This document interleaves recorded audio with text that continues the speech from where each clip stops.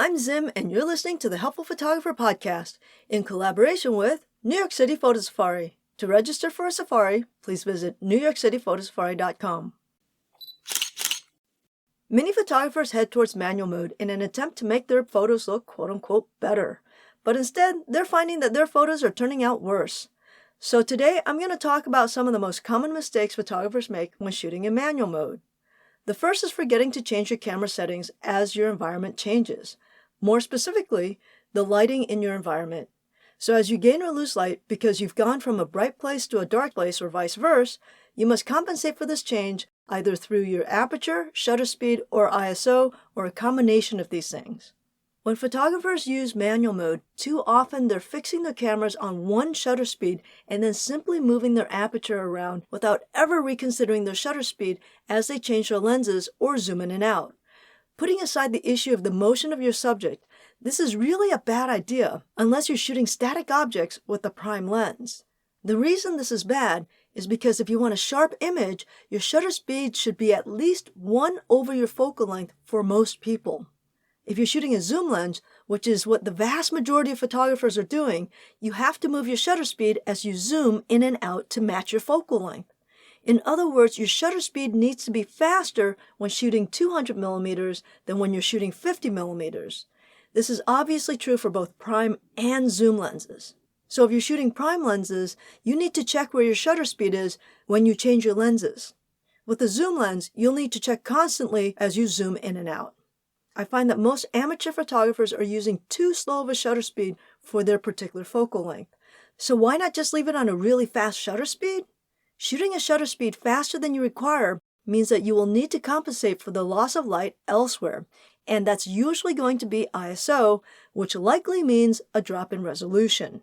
Also, when adjusting shutter speed for focal length, you have to calculate for crop sensors. The failure to do this is one of the most common mistakes.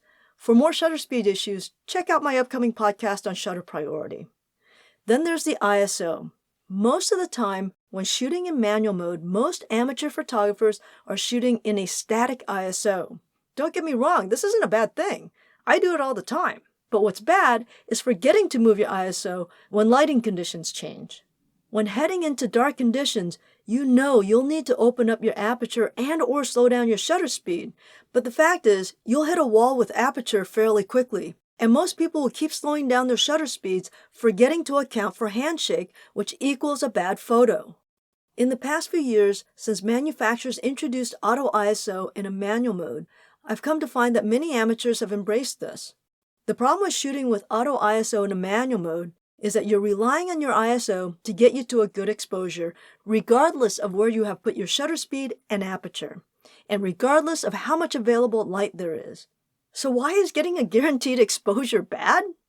I know the idea of getting a guaranteed exposure can be very enticing, but failing to consider the consequences is where this falls apart. For instance, let's say you're shooting a very high aperture while shooting a fast shutter speed in low light with auto ISO. What this means is that the ISO is going to go through the roof to compensate for all three of those problems. And so the result is going to be very poor resolution. Although your images are going to look great on that 2-inch LCD on the back of your camera, what's going to happen is you're going to take that picture and you're going to put it on your 27-inch screen and realize that you have a massive resolution issue. And at that point, it's too late to fix the problem. I also want to be clear, there's a time and a place to use auto ISO in manual mode, but those are very narrow situations. So if you are going to do this, do be aware of your ISO.